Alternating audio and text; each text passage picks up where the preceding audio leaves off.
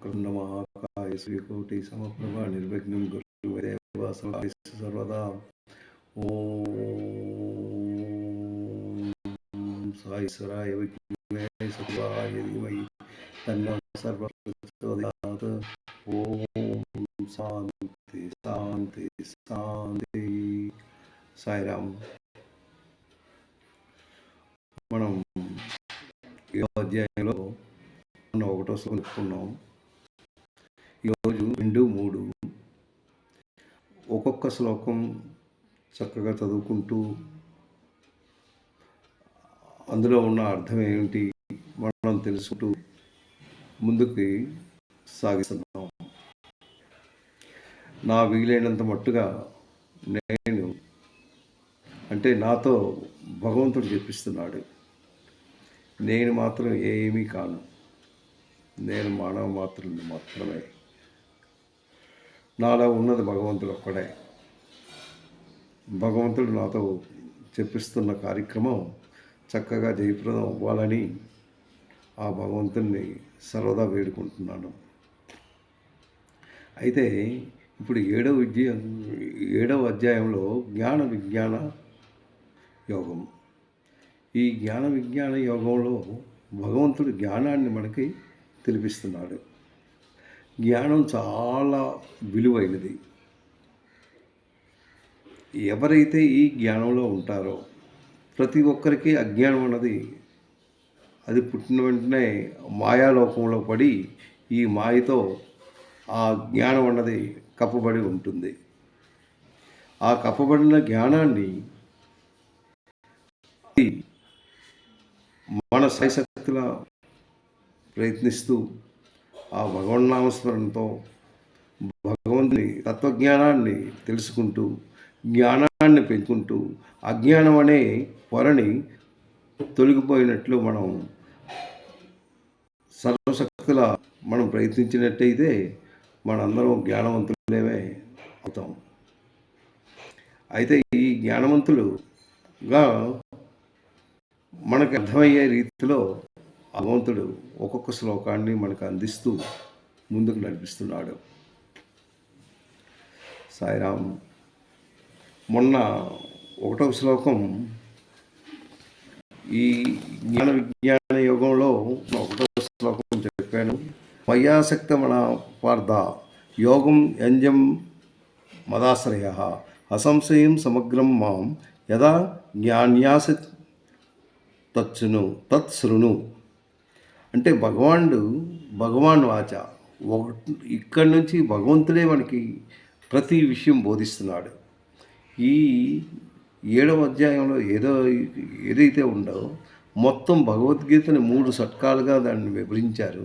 ఒక షట్కం అన్నది 6 అధ్యాయాలు, మరొక షట్కం 2వ షట్కం అంటే అది మళ్ళీ 6 అధ్యాయాలు, 3వ షట్కంలో అది 6 అధ్యాయాలు, 6, 3, 18 అంటే 18 అధ్యాయాలు. 18 అధ్యాయాలని 6 అంటే 3 షట్కాలుగా విభజించారు. మనం ఇంతవరకు భగవంతుని ఆశీస్సులతో ఒక షట్కాన్ని మనం కంప్లీట్ చేయగలిగాం. ఇప్పుడు 2వ షట్కాన్ని మనం చేయడానికి ప్రయత్నిస్తున్నాం. ఈ షట్కంలో ఏంటంటే ఓన్లీ జ్ఞానం గురించే ఆయన చెప్తున్నారు. ఇది 2వ షట్కం. ఆయన తాలూకా తత్వజ్ఞానం అవి మనం తెలుసుకోవడానికి ఒక్కొక్కటి మనం ప్రయత్నించాలి. అంటే భగవంతుడు అంటే ఏమిటో, ఆయన శక్తి అంటే ఆయన శక్తానుసారం అంటే ఆయన తాలూకా శక్తి ఏంటి, మనం ఎలా నడవగలుగుతున్నాం, ఎలా మన తాలూకా నేచర్ నడుస్తుంది, మన జీవితం గురించి ఒక్కొక్కటి ఆయన వివరించారు. ఆ వివరణ మీకు ఈ యోగం ద్వారా అంటే ఈ 7, 8, 9, 10, 11 అంటే 7 నుంచి 13 అధ్యాయాలు. ఈ 13వ అధ్యాయం వరకు 2వ షట్కం. ఈ 2వ షట్కంలో మీరు చక్కగా ఆ భగవంతుని తత్వం మీరు తెలుసుకోగలరు. జ్ఞానాన్ని కూడాను మీకు కొంతవరకు మీరు తెలుసుకొని మీరు ఏదైతే పనులు చేస్తున్నారో ఒక మంచి పనులు అంటే మంచి కర్తవ్యాన్ని ఎంచుకుంటూ మనుషులకు అంటే అందరికీ ఉపయోగపడే యోచనగా మీ తాలూకా ఏదైతే జ్ఞానం ఉందో అది నలుగురికి ఉపయోగపడే విధంగా మీరు నడుచుకుంటారు. అది ఇందులో ఉన్నది. అయితే ఒకటో దాంట్లో ఏంటంటున్నాడంటే అనన్య భక్తితో నువ్వు చేస్తున్నావు కరెక్టే. ఈ జ్ఞాన విజ్ఞాన యోగంలో నేను ప్రతి విషయం జ్ఞానం గురించి చెప్తాను. అది నువ్వు జాగ్రత్తగా విన్నట్టయితే నీకు చాలా ఉపయోగపడుతుంది. నీ జీవితానికి ఇది చాలా శ్రేయస్కరమైన అధ్యాయం. అయితే ఇది ఏంటి? నేను ఏదైతే చెప్తున్నానో నీవు భక్తితో ఆలకించు, చాలా శ్రద్ధగా ఆలకించు. నాలో ఎప్పుడైతే నీకు నమ్మకం ఉంటుందో, ఎప్పుడైతే నగరంలో భక్తి ఏర్పడుతుందో అప్పుడు నేను చెప్పే ప్రతి విషయం నీకు అర్థమవుతుంది. అర్థమైన తర్వాత నీ నడవడిక, నీ తాలూకా ప్రవర్తన నీకు ఒక మంచి దారిలో చూపిస్తున్నారు ఆయన. ఆ దారిలో మీరు నడవగలవు. అయితే నేను ఏదైతే చెప్తున్నానో ముందు నువ్వు ఒక భక్తుడు అవ్వు. First you must be A devotee. భక్తుడు అవ్వాలంటే నమ్మకం ఉండాలి. ఆ నమ్మకం ఏర్పడి నువ్వు ఎప్పుడైతే నా తాలూకా గుణాలను నువ్వు అర్థం చేసుకుంటావో అప్పుడు నీకు ఆటోమేటిక్గా భక్తి వస్తుంది. నా మనస్సు చంచలమైనది. ఇది ఒక విధంగా కంట్రోల్ చేసుకోలేవు. ఆ మనస్సును కంట్రోల్ చేసుకోవడానికి అన్నిటికన్నా చాలా బలమైనది. ఈ బలమైన మనస్సును మనం కంట్రోల్ చేసుకోవాలి. కంట్రోల్ చేసుకుంటేనే మనం ముందుకు వెళ్ళగలం. ఈ మనస్సును ఇటు అటు అంటే పరుగులు తీసే ఈ మనస్సును ఒక కట్టుదిట్టంగా మనం ఆలోచిస్తూ ఆ మనస్సుని భగవంతుని మీద లగ్నం చేసినట్టయితే మనం తప్పక విజయం అవుతాము. భగవంతుడు అంటున్నాడు, భగవాన్ వాచా మయ్యాసక్తమనా పార్థ, నాయందే నీవు మనసును కలిగి ఉండాలి. ఎప్పుడూ కాదు, మనం ఎప్పుడైనా పూజ చేసుకుంటాం, మనకు అన్ని సావకాశంగా కుదిరాయి, భగవంతుడు అన్నీ ఉన్నాయి. ఓన్లీ అంటే మనం ఏంటనుకుంటామంటే భగవంతుని గదిలోకి వెళ్ళి భగవంతుని చక్కగా శరీర శుభ్రం చేసుకుంటూ చక్కగా మనసులో ఉంది ధ్యానంలో ఉంటాము. భగవంతుని నామస్మరణ చేస్తూ భగవంతుని తలుచుకుంటాను అన్న భావనతో మీరు అక్కడికి వెళ్ళుకుంటారు. భగవంతుల్లో అంటే ఆయనతో కాంటాక్ట్ అవ్వాలి, భగవంతుణ్ణి చూడాలి. ఏ రూపంలో అంటే మీకు ఇష్టం వచ్చిన రూపం, ఏ రూపం అవ్వని, అమ్మవారు అవ్వని, శివుడు అవ్వని, విష్ణుమూర్తి అవ్వని, నారాయణుడు అవ్వని, వెంకటేశ్వరుడు అవ్వని, జగన్నాథ్ అవ్వని, ఏదైతే మీరు తలుచుకుంటారో కానీ ఆ రూపాన్ని మనసులో పెట్టుకుంటూ భగవద్ధ్యానంలోకి వెళ్ళాలి.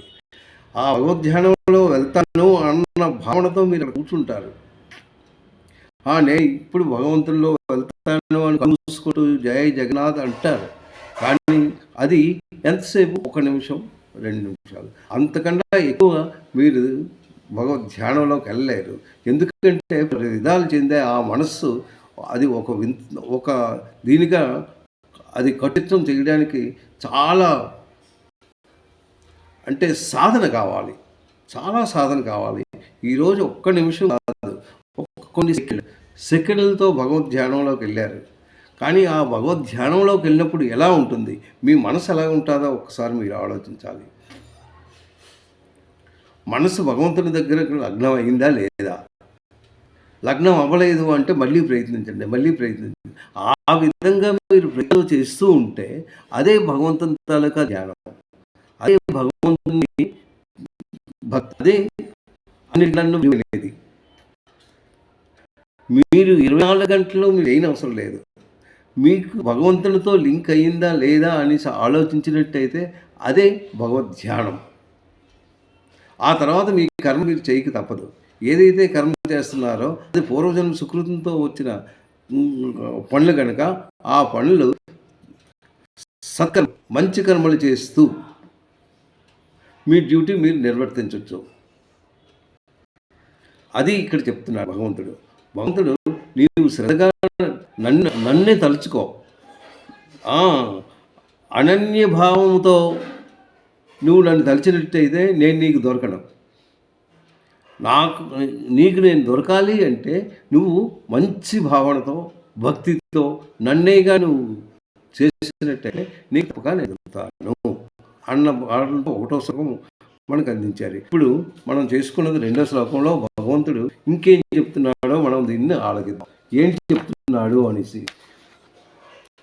జ్ఞానం తేహం సవిజ్ఞానం, జ్ఞానం తేహం సవిజ్ఞానం ఇదం పక్షామ్య శేషతః. ఆయన శేషతః అంటే ఏమి పూర్తిగా నీకు చెప్తాను, జాగ్రత్తగా విను అనేసి ఆయన చెప్తున్నాడు ఈ శ్లోకం.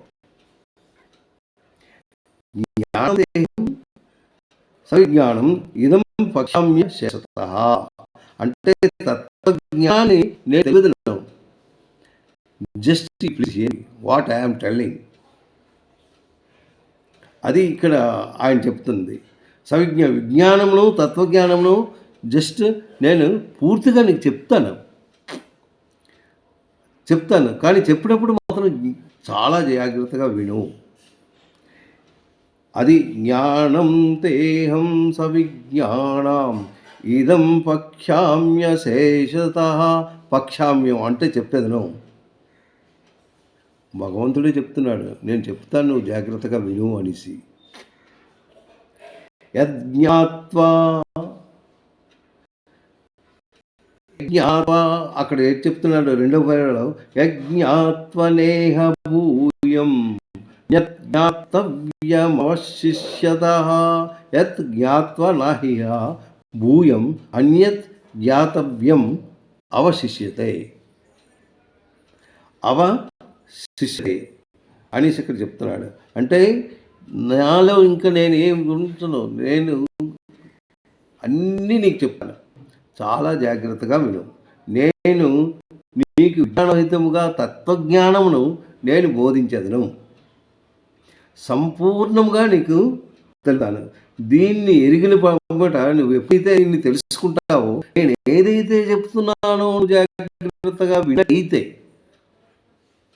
తత్వజ్ఞానం అంటే మామూలు విషయం కాదు.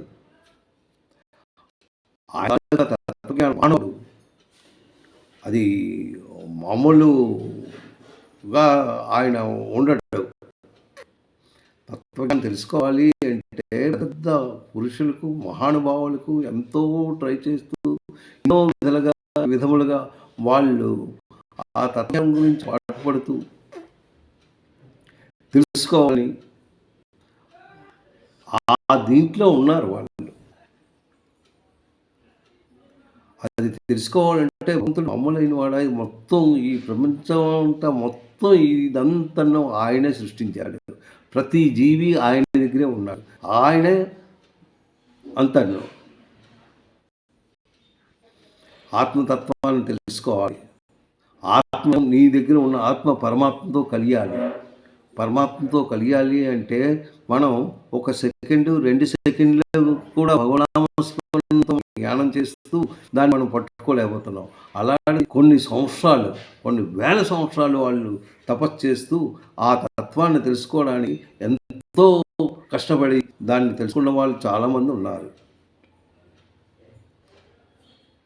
మన ప్రయత్నంలో మనం ఉందాం. ప్రయత్నాన్ని మాత్రం ఎప్పుడూ మనం జారవిడచవద్దు.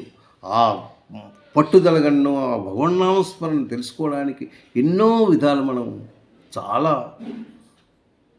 ట్రై చేద్దాం. అయితే ఇక్కడ అదే చెప్పారనమాట. ఏంటంటున్నాడు, నేను నీకు విజ్ఞాన సహితముగా అంటే విజ్ఞానంలో అంటే విజ్ఞానం భగవంతుని ఎవరైతే తెలుసుకుంటారో అదే జ్ఞానం అన్నమాట. ఏంటా జ్ఞానం? మనం తోవలో వెళ్తుంటే ఒక కదులుతున్న దాన్ని చూసాం. అంటే అది అక్కడ పడిపోయి ఉంది. అది పాము అన్న భావనతో మనం కొద్దిగా వెనక అడుగు వేసాం. కానీ అది కదిలిక లేదు. తర్వాత మనం తెలుసుకున్నాం అది తాడు అని. అప్పుడు మనకు భయం ఏర్పడదు. అంటే అదే జ్ఞానం. అంటే లోపల భయం అన్నది ఉండదు. ఆ జ్ఞానాన్ని ఎవడైతే తెలుసుకుంటాడో ఆ జ్ఞానతత్వం అన్నమాట. ఆ తర్వాత విజ్ఞానం. విజ్ఞానం అంటే నువ్వెవరో నువ్వు తెలుసుకోవాలి. నువ్వెవరో నువ్వు తెలుసుకున్నప్పుడే నీకు ఆ విజ్ఞానం ఏర్పడుతుంది.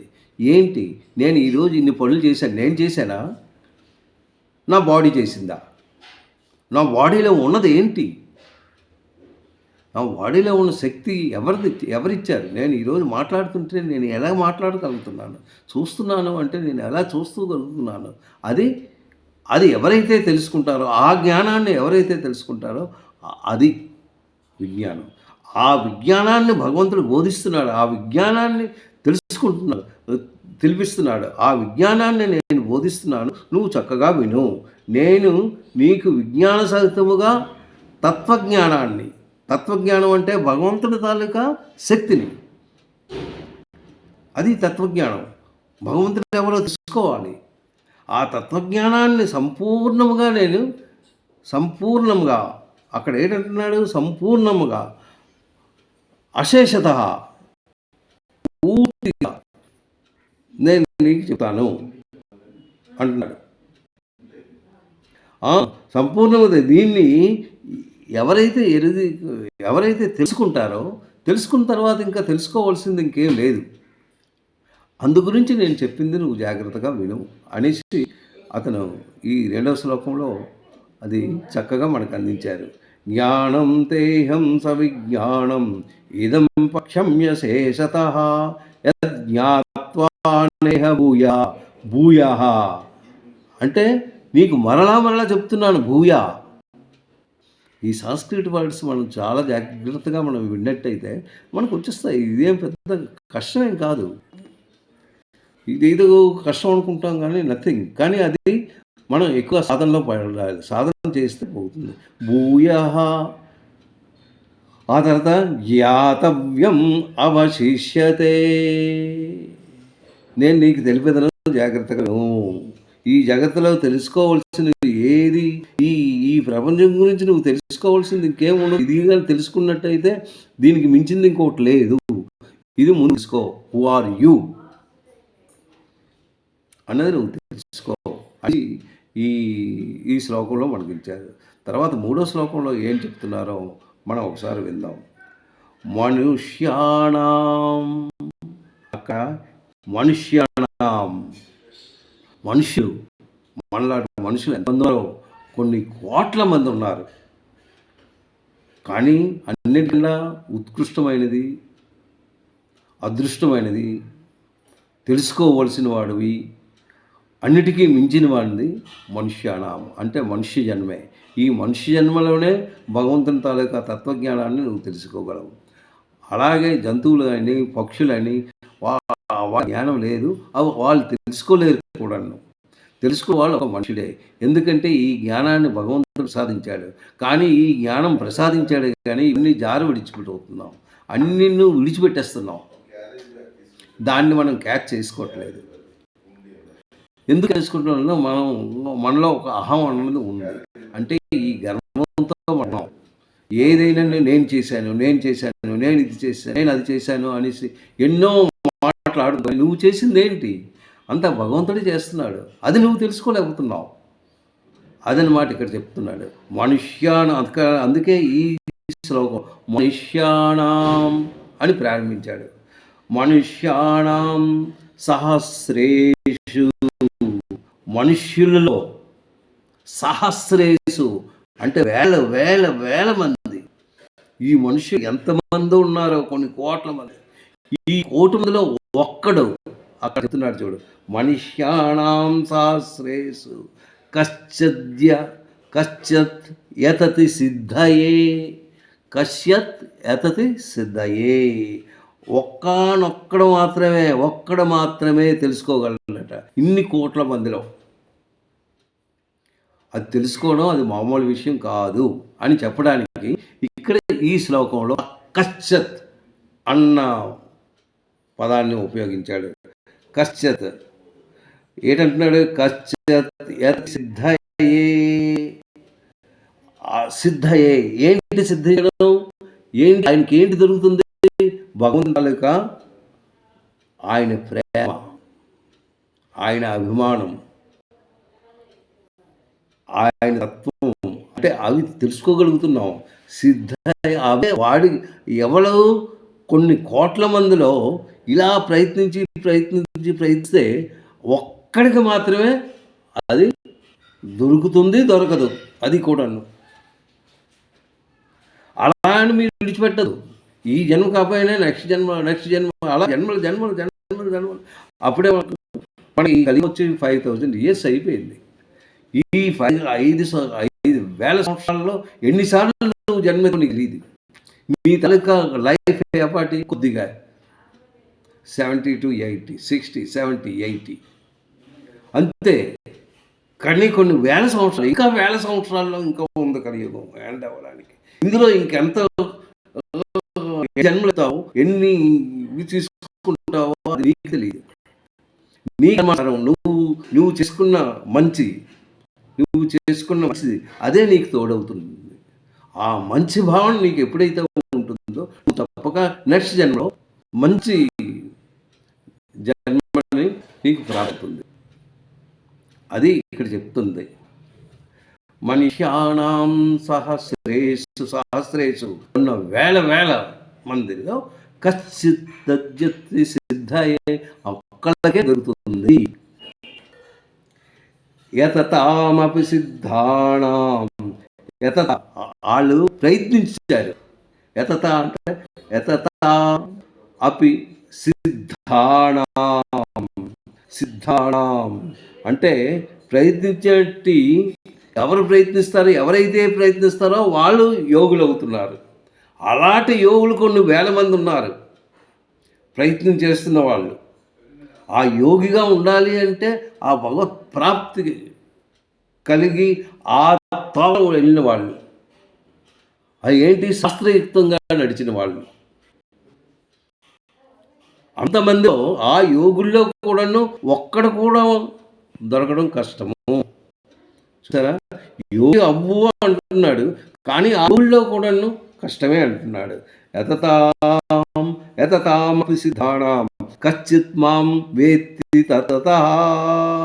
వేత్తి అంటే వేత్తి, ఆ తత్వాన్ని ఎరిగిన వాడు ఒక్కడు మాత్రమే ఉంటాడు అనేసి ఇందులో ఆయన చెప్తున్నాడు. అది మనం తెలుసుకోవాల్సింది. వేత్తి అంటే ఎరంగడం. ఏంటంటాడు ఇందులో? వేల కొలది మనలో ఎవడో ఒక్కడ మాత్రమే నన్ను గురించి తెలుసుకోగలరు. కొన్ని కోట్ల మంది ఒక్కడ మాత్రమే నా గురించి తెలుసుకోగలరు అన్న భావనతో ఆయన ఈ శ్లోకాన్ని మనకు అందించారు. అట్లు ప్రయత్నించిన వాళ్ళతో ఆ యోగిగా ఉన్నవాళ్ళు కొన్ని కోట్ల మంది కొంతమంది యోగులు ఉంటారు.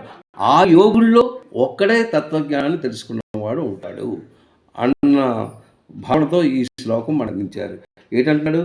మనుష్యానాం సహస్రేషు కశ్చిత్ సిద్ధయే. తర్వాత యతతాం ఆపి సిద్ధానాం కశ్చిత్ మాం వేత్తి తత్వతః. ఆ తత్వజ్ఞానం ఆ యథార్థ స్వరూపాన్ని, తత్వతః అంటే యథార్థ స్వరూపం, ఆయన తాలూకా స్వరూపం తెలుసుకోవడంలో అది మామూలు విషయం కాదు. అది కొన్ని కోట్ల మందిలో యోగిగా అవుతారు కొంతమంది, ఆ యోగుల్లో కొంతమంది తెలుసుకోగలరు అన్న భావనతో ఈ శ్లోకాన్ని మనకు అందించారు. ఈ శ్లోకం ఒక్కసారి మీరు ప్రయత్నించుకున్నట్టయితే 2-3 శ్లోకాలు అలా అంటే ఒక శ్లోకానికి భగవంతుడు ఏం చెప్పాడు అన్నది మనకు తెలుసుకుంటాం. మనం తెలుసుకున్నట్లయితే మన ఆనందాన్ని కలుగుతుంది. తప్పక ఆనందం ఇంకో దాంట్లో లేదు, ఇందులో ఉంది ఆనందం. ఈ ఆనందాన్ని మీరు పంచుకున్నట్టయితే మీరు తప్పక దీంట్లో జయం అవుతారు. ఇది మామూలు కాదు. ఈ గీత అన్నది ఇది మామూలు గ్రంథం కాదు. ఎంతోమంది మహానుభావులు దీన్నే ఫాలో అవుతున్నారు. మొత్తం ప్రపంచమంతా ఇప్పుడు భగవద్గీత మీదే ఉన్నది. ఇది మంచి అవకాశం.